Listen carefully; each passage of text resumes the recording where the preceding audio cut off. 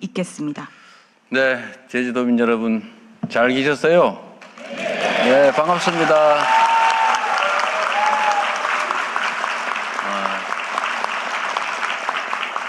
자리가 아주 좋네요. 네. 제가 말씀을 드리기 전에 우리 제주도지사님 어디 계세요? 네. 말씀은 못 하셔도 인사라도 한번 하십시오. 네. 박수 한번 주세요. 그리고 오늘 국회의원님들도 오시지 않았을까요? 저 하필 저 맨 뒤로 앞으로 오세요. 그래도 도민들한테 얼굴 한번 보여드리기. 세 분 다 앞으로 잠깐 나오십시오. 네.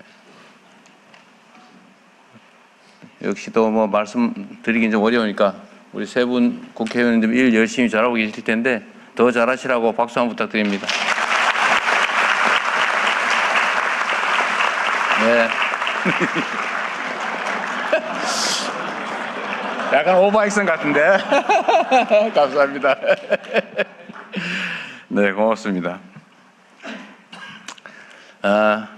우리 제주도는 아름다운 곳이기도 하고 아픈 곳이기도 하죠. 제가 사실 이번에 온 거는 4월 3일 제주 4.3 사건 기념일에 와야 되는데 그날 프랑스 대통령하고 외교 행사가 있어가지고 프랑스 대통령 보고 좀 날짜 미뤄달라기가 좀 그래서 미리 왔습니다. 미리 왔고 제가 제주도 4.3 사건에 대해서 가지고 있는 기본적인 생각은 어쨌든 대규모 국가폭력의 첫 출발점 같은 사건이고 또 그래서 가장 오랫동안 고통받았던 곳이기도 합니다. 억울하게 죽임을 당하고도 국가로 보호받기는커녕 오히려 국가로부터 가해를 당했죠.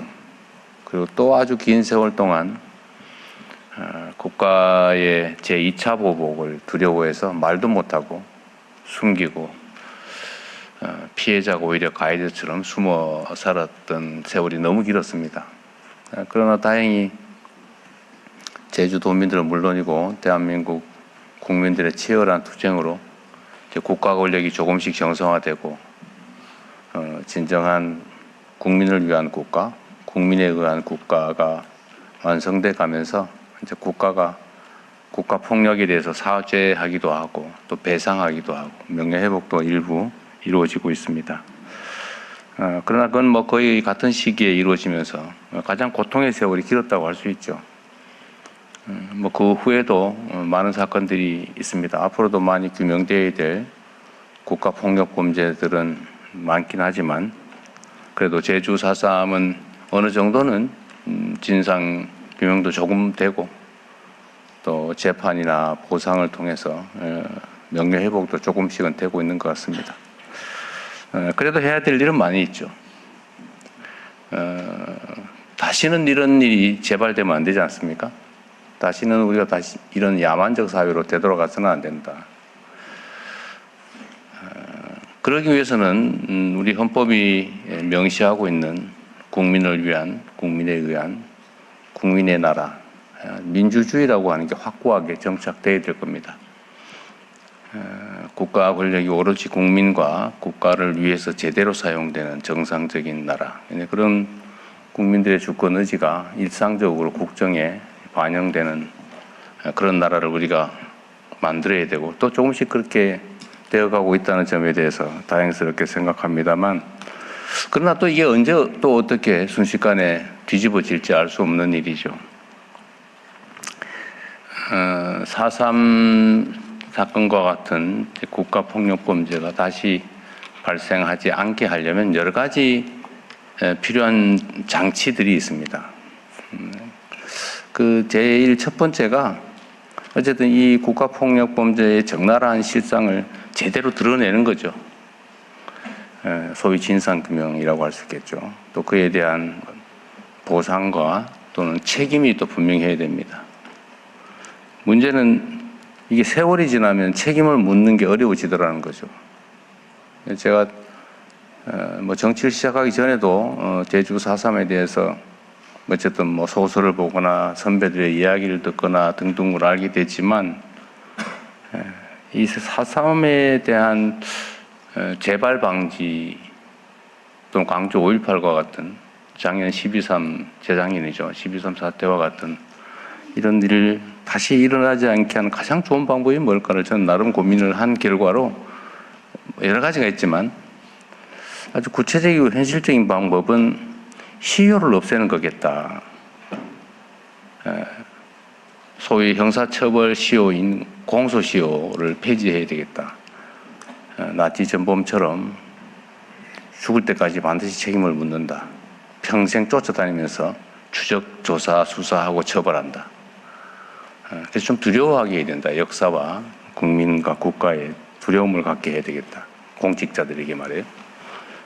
그 점 하나 하고 두 번째는 배상을 해야 되겠다.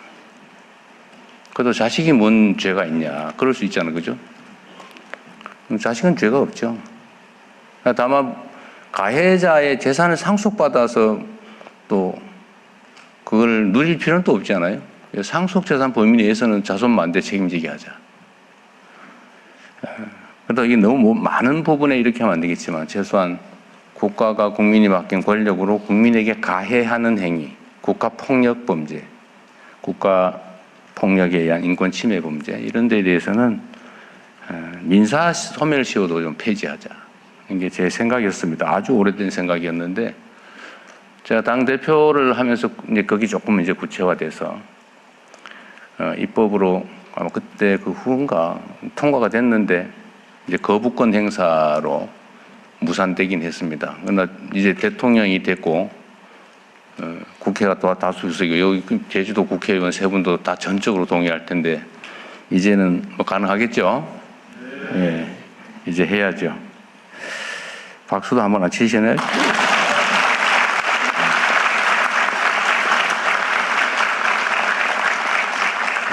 제가 제주 4.3 행사에 거의 빠지지 않고 참석을 했는데 그때마다 제가 약속을 했지만 아직까지 그 약속을 못 지키고 있어서 아주 빠른 시간 내에 그 약속을 현실로 만들도록 하겠습니다.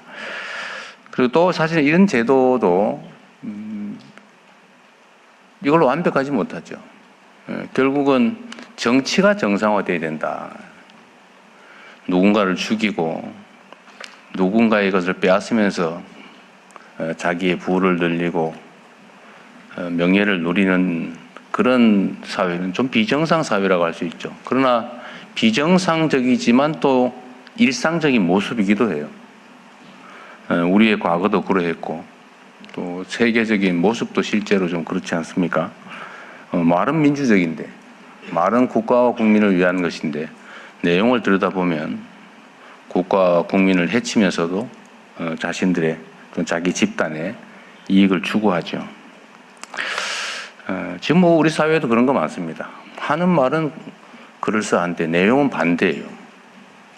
그리고 그게 이제 한 개인이 그러면 그건 제재나 이런 걸 통해서 또 완화할 수 있는데 집단들이 다 모여가지고 한 패를 만들어가지고 또 일정한 기득권과 시스템을 악용해서 그런 불법과 부당함 이런 것들을 관철하는 게 또 현실이기도 하죠. 안타깝게도 그게 정치의 이름으로 나타나기도 합니다. 정치라고 하는 게 잘하기 경쟁이라 해야 되죠. 누가 국민의 대리인으로서 또는 수인민으로서 더 잘하나, 누가 국민에게 더 많은 희망을 주고 국가의 미래를 더 밝게 만들었느냐에 따라서 이재명 뭐 좀 하는데 이 사람이 훨씬 더 잘해. 그럼 또 바꾸고. 그래서 서로 더 잘하게 하고. 사실 그렇게 국민을 기준으로 뭔가를 선택하고 판단한다면 무슨 이념이고 뭐 가치고 개인적 성향이고 이게 뭐 중요하겠어요. 오로지 중요한 기준은 다수 국민의 최대 행복 아닌가. 정치인들은 자기의 신념과 가치를 실현하기 위해서 정치를 하는 사람도 있겠지요. 그러나 국민의 삶을 직접 책임질 때는 자신의 신념과 가치를 실험하는 것은 그거는 옳지 않다고 생각해요. 저는. 물론 잃지는 말아야 되겠지만 그 과정에서 국가와 사회에 해악의 결과를 빚어낸다면, 결과로서 말입니다. 해악의 결과를 빚어낸다면 그거는 잘하는 게 아니겠죠. 그래서 정치는 현실이라고 하지 않습니까? 그리고 철저하게 객관화하고, 또 막스 베버라는 사람이 그랬던가, 균형 감각이라고 하는 게 정말로 중요하죠. 책임을 져야 되니까요. 그래서 정치라고 하는 게 어쨌든 이런 잘하기 경쟁, 오로지 국민의 눈높이, 국민의 시각에서 잘하기 경쟁을 하게 만드는 것, 이 정치가 정상화되는 게 정말로 중요하겠다는 생각이 듭니다. 다시는 국민의 이름으로 국민을 가해하는 그런 일은 벌어지지 않도록 해야 되는데, 그게 그렇게 쉽지만은 않을 것이다. 민주주의라고 하는 것이 저절로 오는 것도 아니고 저절로 지켜지는 것도 아니라는 게 사실은 그런 거 아니겠습니까? 이건 이제 정치 제도에 가는 것인데, 이제 결국은 마지막은 문화인 것 같아요. 결국은 문화. 사람들의 일상적인 생각, 판단. 어쨌든 공리라고 하는 게 존중되고, 또 소위 가치와 이상이라는 것들이 그렇다고 해서 함부로 또 폄훼되지 않는 그런 전 세계에서 가장 존중받는, 선망받는 그런 대한민국을 만들 수 있을 거라고 확신합니다. 그 첫 번째 길이 저는 제주 4.3이 걸어온 길이라고 생각해요. 비극을 평화와 아름다움으로 치환하고 있지 않습니까? 아름다운 제주도 더 아름답게 만들면 좋겠고요. 근데 사적인 얘기를 하나 하면, 제가 오늘 결혼 기념일입니다.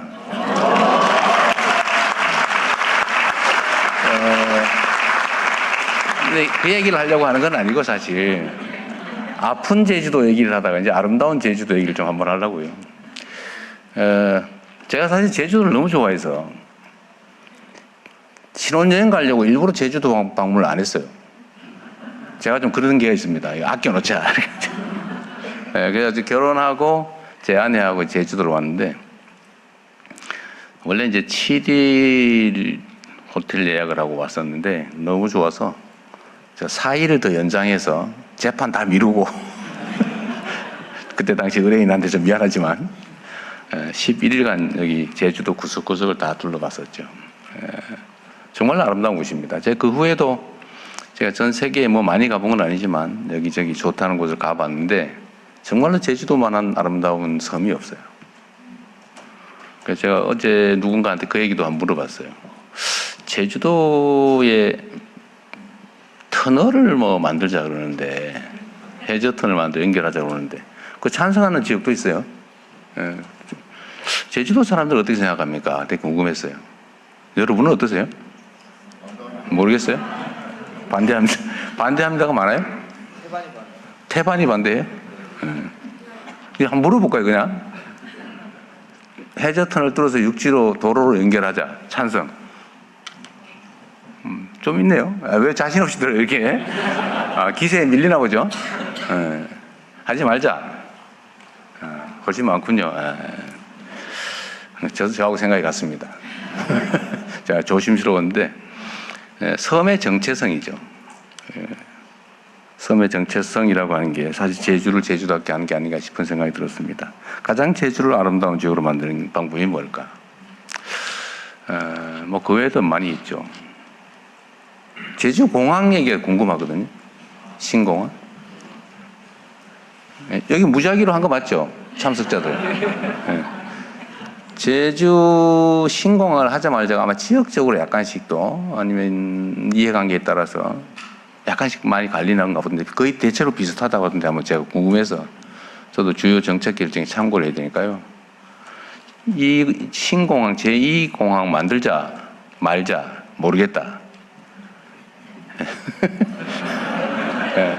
자, 어떤 거부터 할까요? 자, 만들자. 한번 손 버티 들어봐요, 자신있게. 의견인데 뭐, 만들자. 만들지 말자. 모르겠다. 모르겠다, 안 들어도 됩니다. 그렇게 뭐 압도적이지 않네요. 근데 하지 말자는 쪽이 여기서는 조금 더 보이긴 하네요.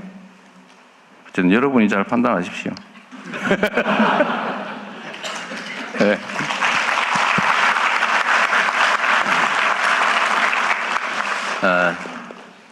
하여튼 좋은 동네라서 제가 좀 말이 많아졌어요.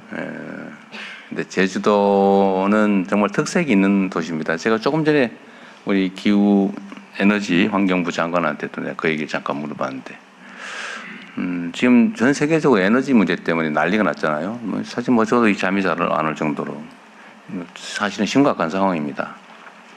지금 당장의 문제도 그렇지만 앞으로 미래는 더 상황이 좀 불안정해지는 것 같아요. 생각한 것보다 상황이 별로 안 좋아요. 근데 이 에너지 문제는 결국은 한 번쯤은 겪어야 될 문제이기도 했는데, 지금 이제 신재생 에너지로 많이 전환해 가고 있잖아요. 근데 제주 같은 경우는 좀 특수한 지역이지 않습니까? 예를 들면 외부의 의존도 쉽지 않고, 그러나 또 자연 재생 에너지는 잠재력이 크고, 제가 소문으로 듣기로는 재생 에너지가 뭐 특정 시간대는 과잉 생산이 돼서 남아가지고 뭐 억지로 끄고 발전을 중단해야 되고 이런 상황이라고 얘기를 들었어요. 그런데 대한민국은 전체적으로 재생 에너지로 정말 신속하게 전환해야 됩니다. 이제 화석 에너지에 의존하면은 미래가 매우 위험하죠, 사실은. 뭐 자체 생산되는 것도 아닌데 수입조차 지금 저 모양이 되고 있으니까요. 그럼 재생에너지로 전환을 해야 되고 가장 빨리 현실적인 성과를 낼 수 있는 데가 전 제주도가 아닐까 그런 생각이 들었어요.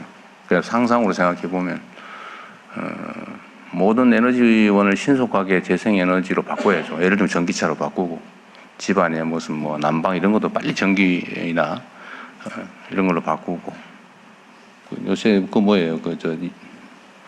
히터 펌프? 뭐 예를 들면 그러면 그 중에서도 풍력 자원은 엄청나게 많잖아요. 그게 좀 남는다고 하던데. 그래서 빨리 좀 이렇게 전기차 뭐 등등으로 전환하면 뭐 잘하고 계실 것 같긴 한데, 좀 속도를 내면 어떨까 그런 생각이 들더라고요. 어쨌든 언제나 그 학력고사 시험 문제가 어려워지면 힘들죠? 근데 나만 힘든 거 아니에요. 다 똑같아요. 그럼 학력고사 시험 문제가 쉬워지면 좋냐? 다른 사람도 똑같이 좋아져요. 그래서 조건은 똑같다. 결국은 어디서 결판이 나냐? 평소에 얼마나 열심히 준비했냐로 결판나는 거죠. 상황이 객관적으로 어려워지느냐 아니냐는 운명 같은 거죠. 거기에 뭐 슬퍼하거나 기뻐할 필요 없는 겁니다. 상황은 언제든지 바뀔 수 있고, 거기에 우리가 얼마나 대비하냐에 따라서 우리의 미래가 달라지는 거다, 그런 생각이 들었어요. 환경부 장관도 뭐 신경 많이 쓰고 있겠죠? 오늘 얼마나 신경 쓰고 있나 한번 들어보겠습니다. 네, 고맙습니다. 네, 가장 아름다운 제주를 만들어야 한다는 제주를 너무 사랑하는 대통령의 말씀 깊이 와닿았습니다.